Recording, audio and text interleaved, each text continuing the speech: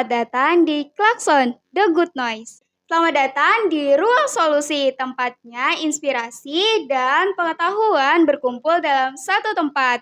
Saya Anissa dan kami senang kamu bergabung dengan kami hari ini. Episode kali ini kita kedatangan narasumber yaitu Kak Iqbal. Halo Kak, Halo.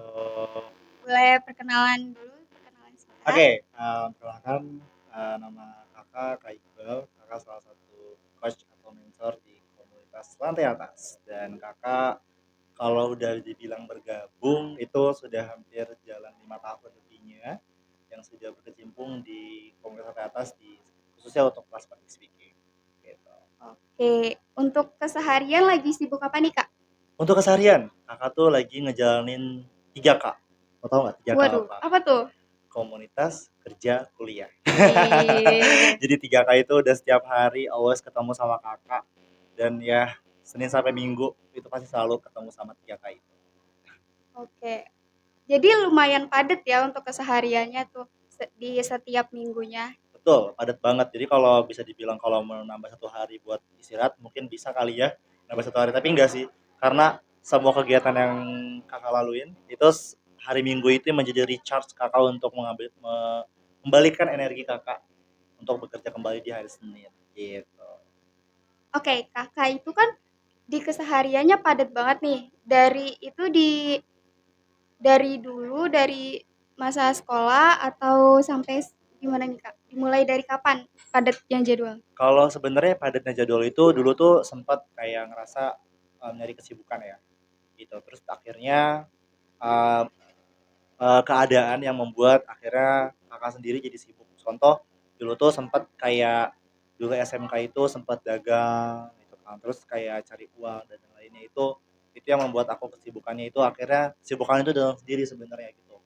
Ketika kita memilih untuk tidak mempunyai kesibukan tuh justru Allah tuh ngasih gue kayak kesibukan nih, lokasi kesibukan gitu dari SMK terus sampai akhirnya lulus sekolah, kerja, kuliah dan komunitas. Jadi memang kesibukannya tuh benar-benar yang kayak kerasa banget sih gitu. Jadi dibilang dibilang sejak kapan mulai kesibukannya justru semenjak sekolah itu udah mulai sibuk. Bahkan SMP pun udah OSIS pulang sore, benar-benar nggak kenal banget waktu lah gitu untuk belajar kayak gitu. Jadi udah lama juga ya. Betul, udah lama banget merasa sibuk gitu. Kalau kan dari kesibukan gitu kan kayaknya susah cara ngebagi waktunya gitu, Iya, nge-manage waktunya itu betul. gimana sih Kak? Iya, kalau masalah manage waktu dulu pas lagi SMP bener-bener yang kayak manage waktu tuh nggak bisa. Maksudnya kayak ya udah berjalan aja gitu, terlambat-terlambat, terlalu kecepatan-kecepatan gitu. Tapi kalau pas lagi udah SMK itu udah mulai tuh manage waktu karena kan SMK tuh sempat jadi ketua OSIS, terus habis itu dagang juga. Nah, itu harus harus benar-benar di manage waktunya gitu karena banyak kesibukan juga. Jadi pas lagi udah keluar dari sekolah tuh kesibukan justru udah mulai terbiasa dan udah bisa manage waktu seperti itu. Selama kesibukan itu kayak ada titik di mana down-down gitu lah Oh iya. ya. Nah, cara Kakak ngatasinnya itu gimana sih?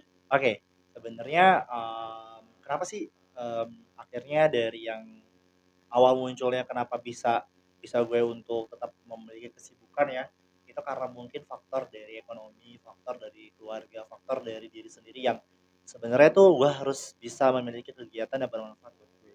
Terus pas lagi udah berjalan bertahun-tahun pasti kan ada di masa kayak kita tuh ngerasa bahwa down atau misalkan kayak ngerasa harus bangkitin lagi ya itu pasti ada masanya sih gitu, entah itu dibully, entah itu merasa oh gue tuh nggak cocok gitu. Misalkan contoh hal kecilnya dulu tuh gue dagang gitu ya, terus ada yang bilang kayak lu ngapain sih kan cowok gitu, terus ngapain sih dagang gitu kan, atau misalkan kayak ngapain sih cowok kalau gue tuh dulu les tari, dulu tuh gue les nyanyi, terus nyanyi itu yang kayak kebanyakan perempuan, nari itu kebanyakan perempuan ya.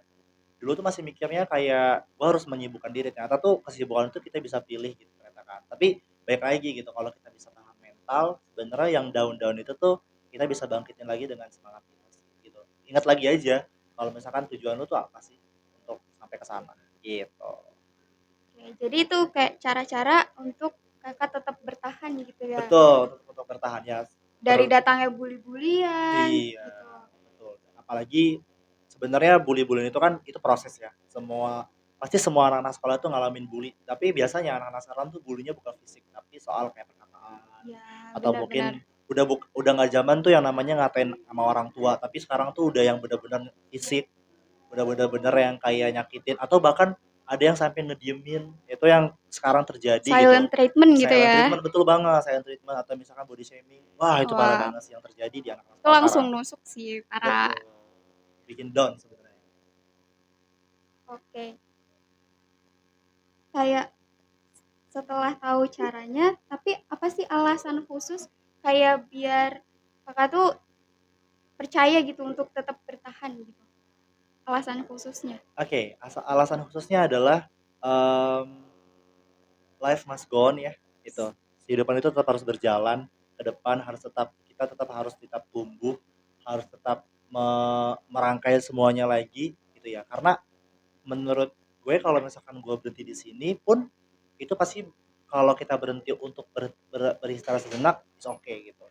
Karena ada masanya kita juga harus beristirahat sejenak, mungkin kita harus nangis dulu, harus kecewa dulu, harus ngerasain sedih dulu, baru biar bisa ke depannya tuh jalannya seperti apa gitu. Nah, alasan yang paling khususnya adalah em, gue hidup di keluarga yang bukan, kalau sebutannya keluarga cemara ya gitu. Jadi alasan khususnya adalah gue pengen membahagiakan kedua orang tua gue, bahkan keluarga gue semuanya gitu. Jadi ya memang adik-adik, terus misalkan kayak bapak atau misalkan kayak nyokap bokap gitu yang memang ibaratnya mereka udah nggak bisa berkomunikasi dengan baik, tapi gue mencoba untuk gue perantaranya nih biar mereka bisa berkomunikasi dengan baik gitu. Jadi untuk alasan khususnya ya memang mungkin keluarga dan diri sendiri gitu. Untuk tetap bersama gitu ya kak. Iya betul, untuk tetap bersama dan untuk tetap ya sama-sama kita tumbuh bareng, proses bareng sama-sama. Oke, kalau itu berarti yang tadi tuh merupakan titik terendah dalam hidup kakak nggak sih? Wow, titik terendah ya? Titik terendah, sebenarnya titik terendah gue itu banyak ya, tapi paling paling paling rendah adalah ketika, mmm, gue harus memilih hidup untuk sementara waktu dengan nyokap gitu, sedangkan bokap itu yang kayak masih ngerasa rindu, masih ngerasa pengen tinggal bareng, pengen ngerasa bahwa jangan Butuh pergi dong gitu ya. gitu ya. Jadi kayak di situ rasa bersalah gue dan sebenarnya titik rendah karena satu sisi gue harus menyayangi nyokap gitu, tapi satu sisi juga gue harus menyayangi bokap. Karena ada saudara gue ataupun ada beberapa orang yang berbicara seperti ini dan ini yang menjadi tujuan hidup gue. Tidak ada yang namanya bekas anak. Yang ada itu cuman ada bekas suami, bekas istri gitu. Tapi tidak ada yang namanya bekas anak dan nggak ada yang namanya bekas ayah dan bekas ibu, semuanya sama gitu. Jadi akhirnya di situ yang membuat oh titik terendah gue itu seperti itu dan gue harus tetap berjalan gitu, harus tetap ini loh rute kehidupan gue gitu, ini loh kalau ibarat kata Naruto, ini loh jalan ninja gue gitu. Jadi serendah-rendahnya kita juga harus bisa bangkit, bahkan em, lebih baik merasakan kerendahan di awal daripada merasakan kerendahan nanti dia. Oke oke. Waduh, agak mellow ya. Agak melo ya, melo buslo ya, Weh, Meli. salah salah. Kalau kan saat yang namanya hidup ya Iya, ada titik terendah. Terus cara kakak untuk bangkitnya itu kan gimana sih? Apa ada punya privilege? Kakak termasuk punya orang yang punya privilege nggak? pasti punya lah. Privilege itu penting banget gitu. Privilege gue banyak gitu ya. Gue tuh orangnya Coba feeling. apa aja tuh kak?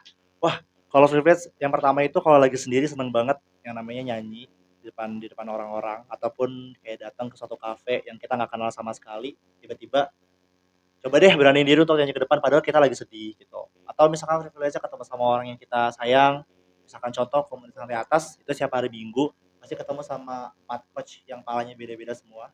Itu seru Langsung banget. recharge lagi Iya ya. Richard banget, ngolah emosi, seneng, sedih, marah, ketawa-ketawa, terus ketemu Berantem kakak-kakak. berantem. Betul, bantu-bantu kecil itu yang nge-recharge itu. Walaupun sebenarnya itu yang nilai nilai positifnya itu ke depannya adalah kita bisa berhubungan dengan baik ke depan. Tapi jangan lupa kita tuh punya support system yang paling apa ya, yang paling dekat dan paling terbaik itu ya orang tua gitu. Jangan sampai orang tua juga dilupakan. Kalau ada cerita yang sedih-sedih, cerita yang melo-melo ataupun cerita yang pengen berbagi, ya kenapa enggak sama orang tua aja gitu untuk bisa Benar-benar. cerita gitu.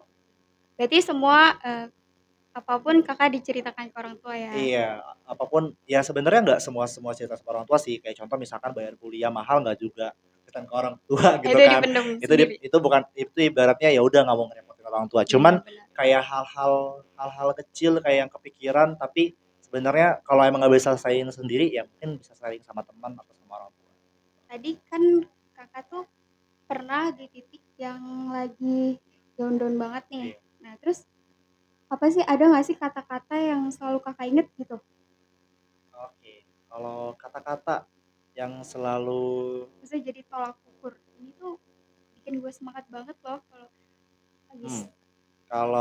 kalau misalkan dibikin semangat banget sih sebenarnya adalah gini, gue tuh merasa bahwa apa yang gue cari di dunia ini tuh jadi, kehidupan adalah antara kehidupan yang kehidupan yang menderita dan kehidupan yang, abadi. Jadi kadang gue ngerasa bahwa kematian itu sangat dekat banget dengan gue, tapi entah kenapa ketika gue sering membantu orang, entah kenapa gue sering menyenangkan orang, itu hidup gue makin panjang dan ya gue makin bisa membantu banyak orang gitu.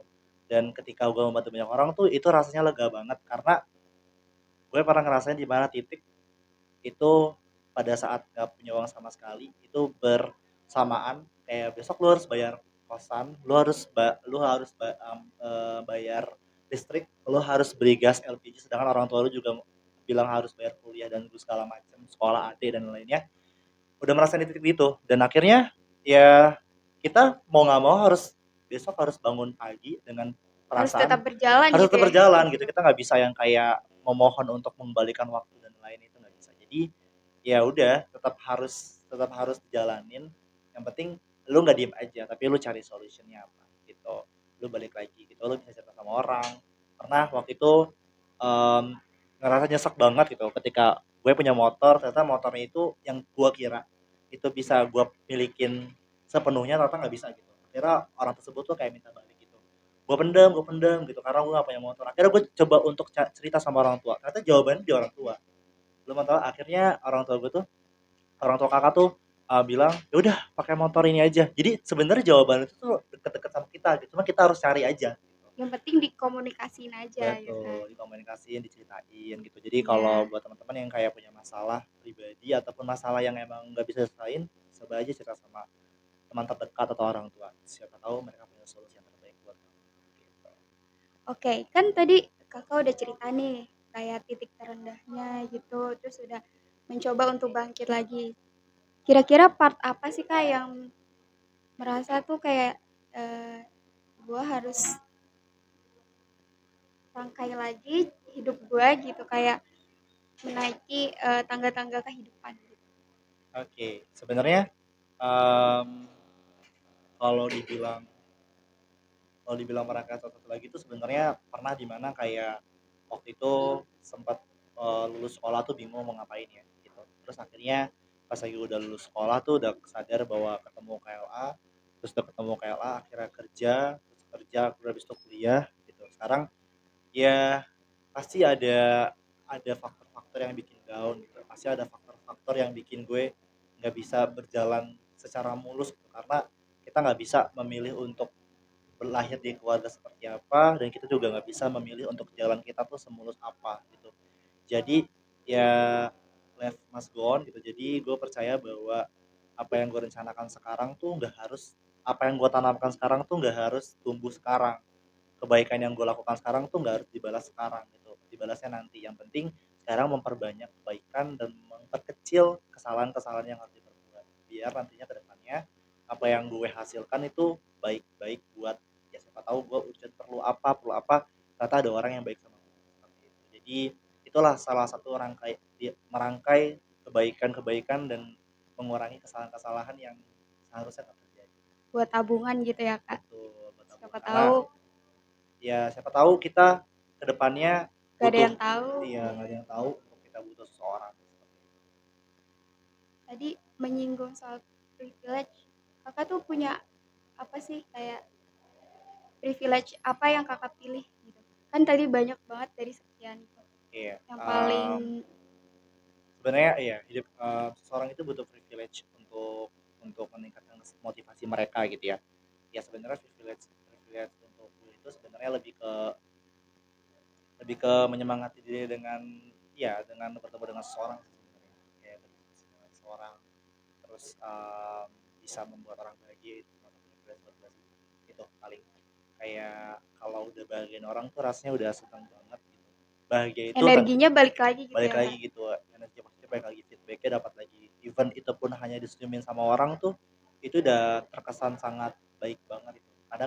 Kadang gini kita bisa ngibaratin gini, ada misalkan cewek seksi lagi duduk gitu ya, tiba-tiba ada perempuan yang berhijab lewat, terus gue misalkan cewek cewek yang seksi gitu, cewek yang seksi bilang kayak kapan ya gue kayak gitu, sedangkan yang cewek berhijab tuh berpikir ih dasar cewek seksi gini-gini, gue ada yang berhijab.